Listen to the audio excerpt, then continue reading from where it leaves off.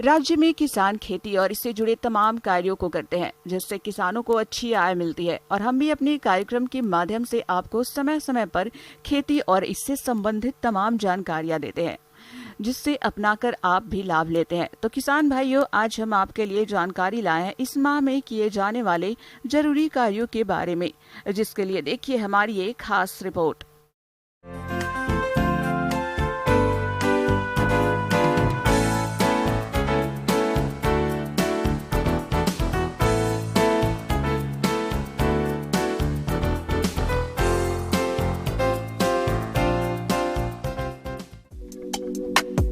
अप्रैल माह में किए जाने वाले कृषि कार्य। मिट्टी परीक्षण। किसान भाइयों, भूमि में पोषक तत्वों की कमी जानने के लिए मृदा परीक्षण करवा लें। अप्रैल माह में खेत खाली होने पर मिट्टी के नमूने ले लें। किसान भाइयों, 3 वर्षों में एक बार अपने खेत का मिट्टी परीक्षण अवश्य करवाएं, ताकि मिट्टी में उपलब्ध पोषक तत्वों की मात्रा और फसलों में कौन सी खाद कब और कितनी मात्रा में डालनी है, इसका पता चल सके। एक खेत से प्राप्त मिट्टी के नमूने को आपस में मिलाकर नियम अनुसार उसमें से लगभग 500 ग्राम भार एक थैले में भरकर पूरे विवरण के साथ मृदा परीक्षण प्रयोगशाला में भेजें। अन्न भंडारण। खरीफ के फसलों के दानों को कीड़े बहुत नुकसान पहुंचाते हैं। इनसे बचाव के लिए अन्न को धूप में अच्छी तरह से सुखा लें और साफ कर लें। गोदाम में सुराख और दरारें अच्छी तरह से बंद कर लें। नई बोरियां प्रयोग में लें। सूरजमुखी में दूसरी सिंचाई के साथ मिट्टी चढ़ाने से पौधों के गिरने का डर रहता है। कमजोर या रोगी पौधों को निकालकर पौधों के आपस की दूरी 30 सेंटीमीटर कर दें। सूरजमुखी में हरे फुदके पत्तियों से रस चूसकर हानि पहुंचाते हैं। इनके नियंत्रण के लिए प्रति हेक्टेयर फास्फेमिडान 250 मिली का छिड़काव करें। उड़द और मूंग की फसल में पत्ती खाने वाले कीटों की रोकथाम करें। बसंतकालीन गन्ना में आवश्यकता अनुसार सिंचाई करते रहें। बहुत से किसान गेहूं की फसल काटने के बाद गन्ने की बुआई करते हैं।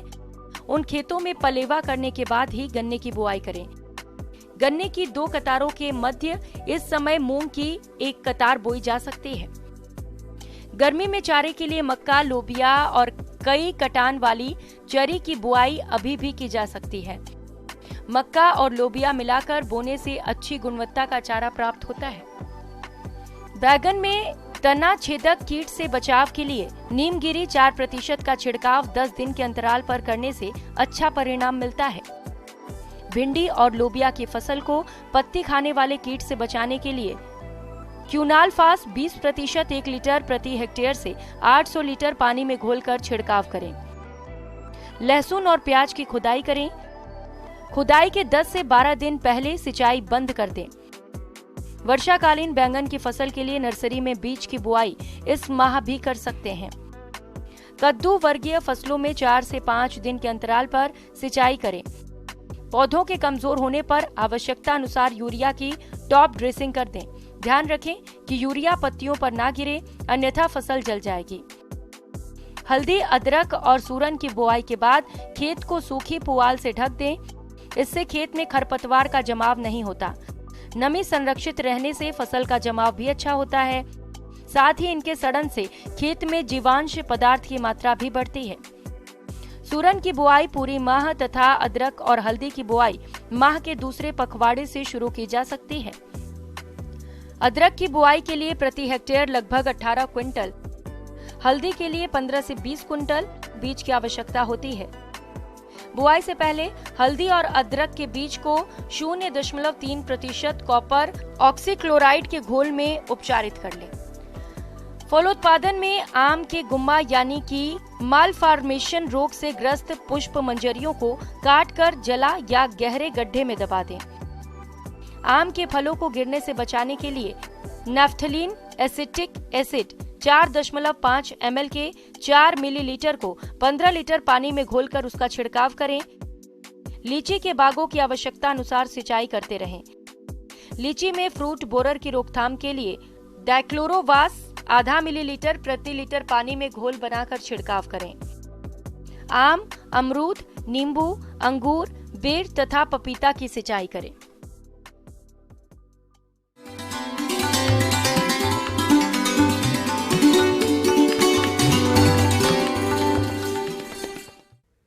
अन्नदाता हेल्पलाइन निःशुल्क फोन संपर्क सेवा के माध्यम से आपके द्वारा पूछे गए प्रश्नों में से एक या दो महत्वपूर्ण प्रश्न को हम अपने कार्यक्रम में शामिल करते हैं और इसी के तहत आज किसान का सवाल और उनका जवाब इस प्रकार से है।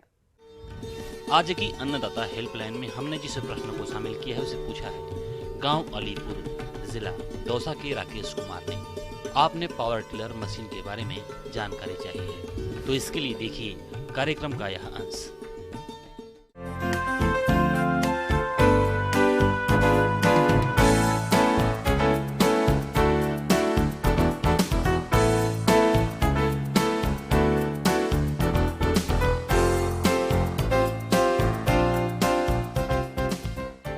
पावर टिलर किसानों के काम को बेहद हद तक आसान बना देता है।